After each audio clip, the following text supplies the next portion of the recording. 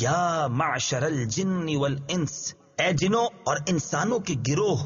تفسیر صراط الجنان میں ہے، اس آیت میں اللہ تعالیٰ نے جنوں اور انسانوں سے خطاب کرتے ہوئے فرمایا کہ اگر تم میری قضا سے بھاگ سکتے ہو، میری سلطنت اور میرے آسمانوں اور زمین کے کناروں سے نکل سکتے ہو تو ان سے نکل جاؤ اور اپنی جانوں کو میرے عذاب سے بچا لو، لیکن تم اس بات پر قادر ہو ہی نہیں سکتے، کیونکہ تم جہاں بھی جاؤ گے وہیں میری سلطنت ہے۔ یہ حکم جنوں اور انسانوں کا عجز ظاہر کرنے کے لیے دیا گیا ہے۔ فَبِأَيِّ آلَاءِ رَبِّكُمَا تُكَذِّبَانِ، تو تم دونوں اپنے رب کی کون کون سی نعمت کو جھٹلاؤ گے؟ تفسیر صراط الجنان میں ہے، یعنی اے جن اور انسان کے گروہ، اللہ تعالیٰ نے سزا دینے پر قادر ہونے کے باوجود تمہیں تنبیہ کر کے، اپنے عذاب سے ڈرا کر، تم پر آسانی فرما کر اور تمہیں معافی سے نواز کر تم پر جو انعامات فرمائے، تم دونوں ان میں سے اپنے رب عز و جل کی کون کون سی نعمت کو جھٹلاؤ گے؟